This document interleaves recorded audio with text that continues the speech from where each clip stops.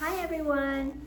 So the deep lateral rotators of the hip are muscles that go from very close to the hip joint and they kind of wrap around and attach to the back of the pelvis or your sacrum. And the deep lateral rotators are muscles that stabilize the hip joint. They're also very important for ballet dancers because they help them hold their external rotation. So the muscles are back in this corner. And then there are a couple of exercises that you can do that can help strengthen those muscles that will either, again, help stabilize the hip or help you access your rotation. So you're gonna start on your side. This is the clamshell exercise. You hold your pelvis stable, you hold your spine in neutral so my abdominals are engaged, and then I rotate my knee towards the ceiling, and then I lower back down. Now, oftentimes a person might feel their hip flexor working, their quadricep working, and so I'll add some different cues to see if it can help. One, you can squeeze your heels together. Two, you can squeeze your sits bones together, and then see if that helps you feel the muscles that kind of run along your panty line a little bit better.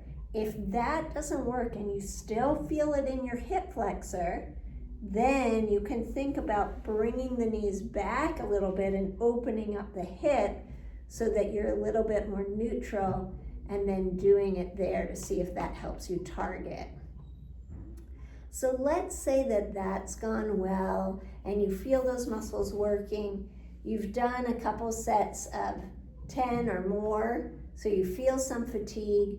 Then we can work the same muscles, but the bottom leg is gonna be straight out from the hip and you're gonna bend that leg. Now this leg, ideally I would prop up on something to hold me in neutral, but I'm gonna put it here just so you can hopefully see. And then I'm gonna rotate that bottom leg up and down. So again, just so you can see it, I'm rotating not from the foot, right? Not from the lower leg, but I'm rotating from the hip joint.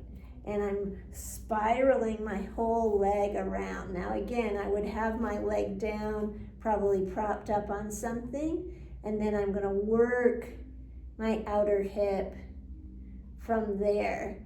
Again, if I'm having a hard time feeling it, I'm gonna gently squeeze my sits bones towards each other to see if that helps me connect a little bit more to those muscles at the back. So you wanna do this until you feel fatigue, and then you wanna be able to repeat it 2 to 3 times to really work on strength. After you've worked on strength, you're likely gonna wanna stretch it out. So we can do a stretch for the outer hip by doing this number 4 stretch, hugging the leg into the chest. Again, I'm feeling the stretch now in those same muscles that I worked. And then I can breathe into that to see how much it can release. So hopefully that helps.